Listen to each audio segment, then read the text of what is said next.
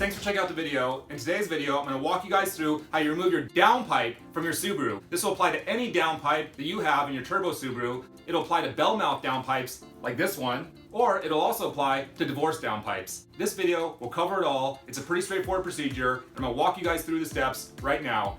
Thanks for checking out the video. I'm Luke. This is a SubaruONLY show. Let's take a look at this downpipe and see what we got here. And that slit is so you can slip this fitting over the wire and back it out. And bam, there's the O2 sensor. And then lift it up and over that little bracket lip. And what's nice about these Invidia designs is that the Bellmouth portion is actually cast. So both those ports are going to open up into this common area. And then make the transition to go down the downpipe and out your exhaust system. Before we dive into this video, I want to let you guys know that this video is actually part of a build series where I'm pulling a 2005 WRX engine out of my 1998 two-door coupe. Behind me, I have a whiteboard where I put 16 steps that I'm going through while I pull this 2005 WRX engine. And so far, we've made our way down the list, and we're here on step 9, removing the downpipe. And I've noted that in the factory service manual, they often refer to it as the center exhaust pipe. But I'll be referring to it as a downpipe in this video. Now, to help us get a better understanding of all the steps we're going to go through, I've actually put this little drawing here on the whiteboard. And I've actually listed 3 steps that we're going to have to go through. Now, what you're looking at here is a downpipe. And the first step we're going to start with is that upper flange. We're going to loosen and remove the bolts from that upper flange.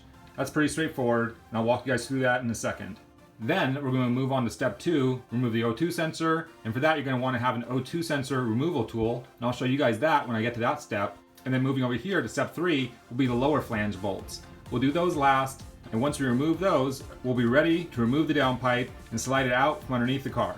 Okay, so let's head outside and take a closer look at this downpipe and get a better idea of what we're dealing with. All right, let's take a look at this downpipe and see what we got here. Now, if you guys have been watching some of my earlier videos, you might have noted that I mentioned that this downpipe is an Invidia design. They're a high quality manufacturer, and I'm pretty damn stoked this car came with it.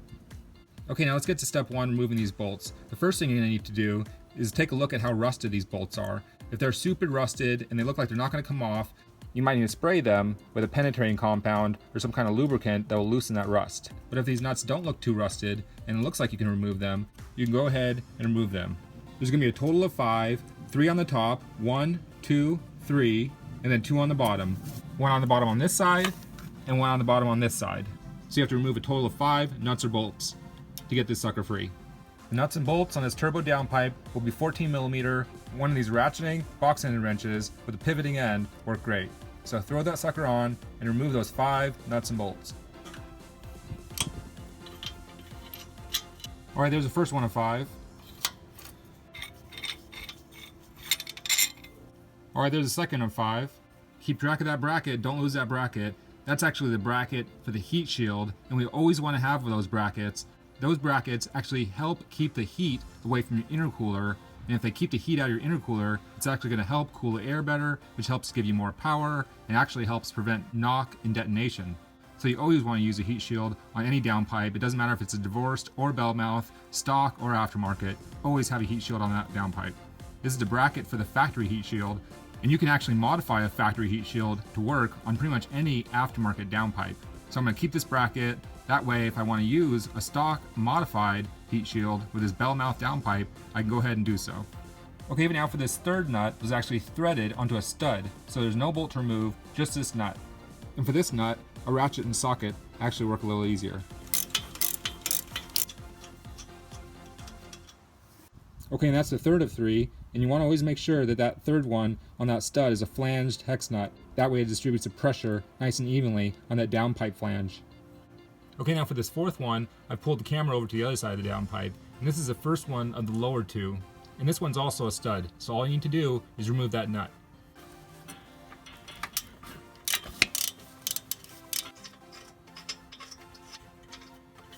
Okay, and there's the fourth one. That's also a flanged nut, but this nut's probably a little too eaten up, and I'll probably replace it, because you don't want these suckers to be stripped. Okay, now this fifth one is actually underneath the downpipe, and it's in a position where there's just no way to get a good camera angle.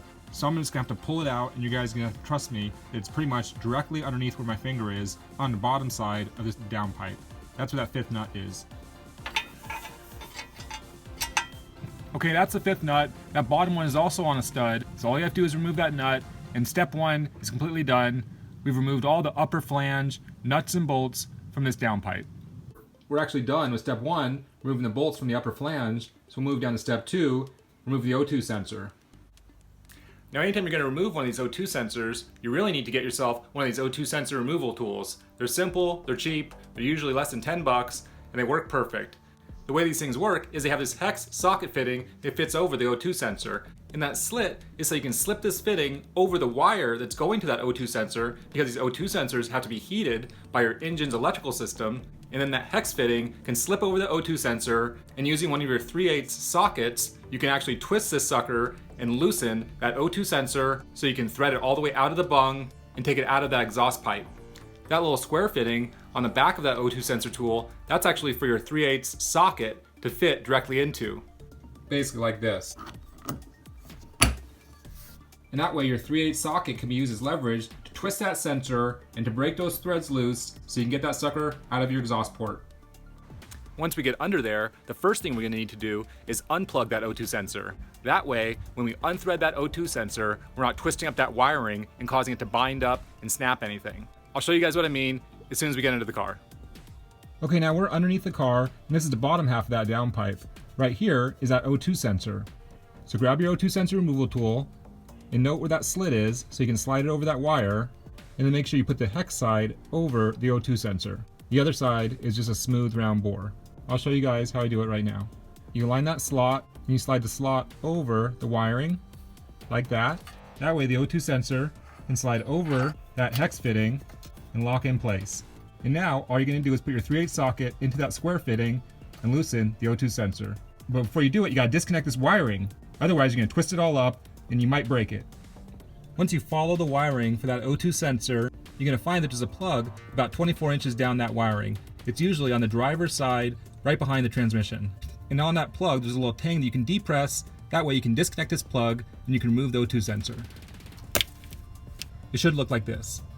Once you have that sensor disconnected, you can go ahead, you can grab your socket, you can throw it into that disconnect tool, and you can break those threads on the O2 sensor and pull it out of your exhaust pipe. Once you've got your socket on that sucker, make sure it's totally seated flat and back it out. Once you've loosened it a little bit, you should be able to remove that 3/8 socket and then leave that fitting tool in there to unthread it the rest of the way.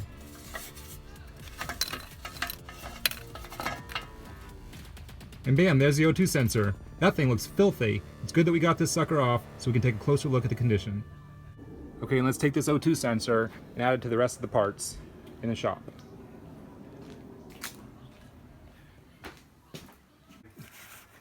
Alright, add the O2 sensor right there. Okay, going back to the whiteboard figure, we're done with step 2, remove the O2 sensor. So now I'll move on to step 3, the lower flange. Once I remove all the bolts from that lower flange, this downpipe will be ready to remove from the car, and I'll actually slide it out underneath the car, and I'll show you guys how I do that when I get there. Okay, we're back underneath the car, and the rear flange for this downpipe is actually just going to be 2 bolts. They're going to be 14mm nuts and bolts. So throw a ratchet and a socket on one side and a box-ended wrench on the other, and remove those 2 bolts, and that will be the last section that you need to remove from this downpipe. If those nuts and bolts are totally seized up with rust and other road debris, get yourself some penetrating compound like this PV Blaster stuff. It works great. Soak it for a couple hours and it should help loosen those nuts. That's what I'm having to do on this sucker.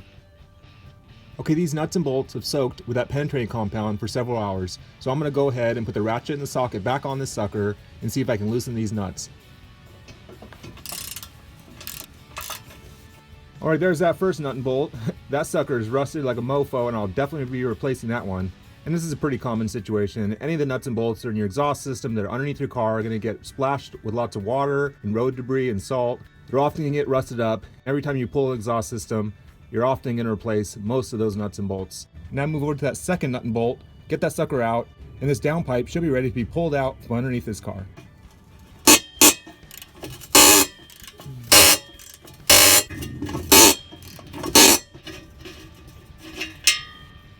Okay, there's the second one. That nut is so screwed up, I'm not even gonna be able to thread it back onto this bolt.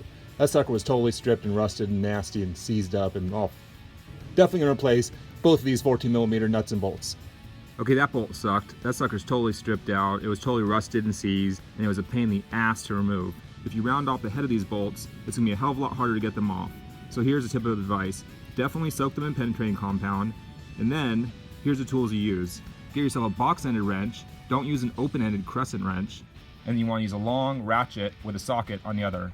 And even though I'm using a 12-point, you actually wanna use a 6-point because these bolts are actually only 6-sided.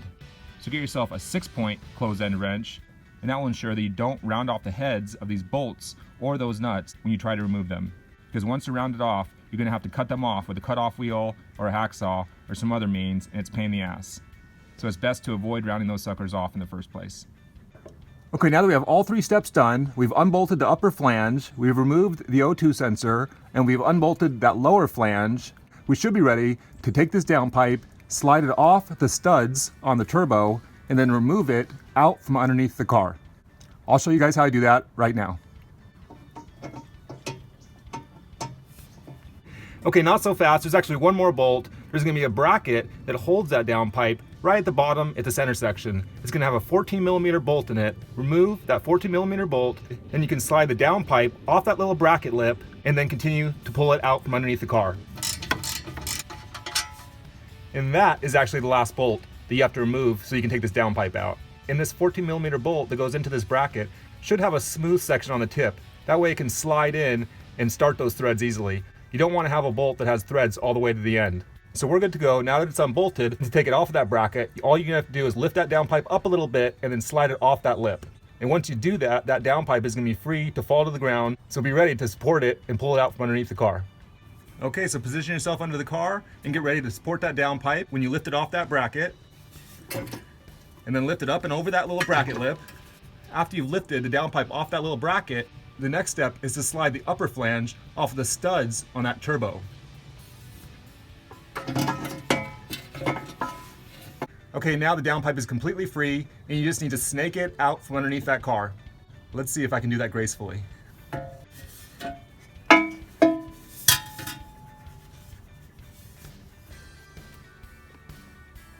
All right, let's take this downpipe and add it to the rest of the parts in the shop. Now that I've got this Invidia Downpipe out of the car, it's a good chance to take a closer look at the build construction. That way, if you guys are considering buying one of these Invidia Downpipes, you'll have a better idea of what you'll be purchasing. Now as we take a closer look at this downpipe, one of the first things you'll notice is that it's a Bellmouth design. Essentially, what a Bellmouth design means is that you have a common area where the exhaust port for the turbo and the exhaust port for that internal wastegate flow into. And as I rotate around to the front of this downpipe, you'll have a better idea of what I'm talking about. Now it's full of carbon in here so you can't see too well, but this is one big common open port area. And the internal wastegate on that turbo will actually exit right here on the left side of this downpipe. And the exhaust port on that turbo will be here on the right side. So both those ports are going to open up into this common area. And then make the transition to flow down the downpipe and out your exhaust system. The other thing we'll note on this Invidia design is that it has a really nice thick flange. And the thick flange is important because the exhaust port of these turbos sees extremely high temperatures. Oftentimes the metal will actually be red hot because it's so hot. So a thick exhaust flange, like this one, will actually prevent warpage from those extreme heating cycles, and it'll help your downpipe keep a solid seal with your turbo outlet. The other thing that's nice about these Invidia designs is that the Bellmouth portion is actually cast, and that casting is actually welded to a stainless steel section of the downpipe body right here. When you use a casting for that upper section, that allows you to have a thicker and more consistent weld material, and it actually dissipates the heat more evenly. That way, the top portion of your downpipe is capable of absorbing more heat from that turbo. So as we continue down, you can see it's all stainless steel construction. And then we get to the lower flange, and the lower flange is actually also a cast piece. And although mine's filthy, you can actually see that this cast piece also has lots of supportive webbing designed into it, which also helps it stay true and not warp under extreme heating cycles. And that casting is actually welded to the stainless steel section right here. So these Invidia downpipes actually have a casting for that top section where it's a Bellmouth and a casting for that bottom flange. And then they weld that casting to the stainless steel pipe section. From my experience, that's an excellent way to design these downpipes, and that makes these Invidias one of my top choices. Okay, and just like that, we are done with another step from our master list, remove the 2005 WRX engine from my 1998 two-door coupe. We have worked our way down, and we have removed the downpipe. So I'm gonna knock that one off the list. Bam. and the next one is going to be the lower bell housing nuts and the starter. But you guys are going to have to wait for that one in the next video. Because I have to wrap it up there for today, guys. Thank you so much for checking out the video. This video has been a video on removing your downpipe from your turbo Subaru. I removed a Bellmouth downpipe, but the steps that I went over in this video will actually apply if you have a divorced downpipe or if you have a factory downpipe. I hope you enjoyed the video. I hope you're enjoying this build series where I'm pulling a 2005 WRX engine from a 1998 two-door coupe.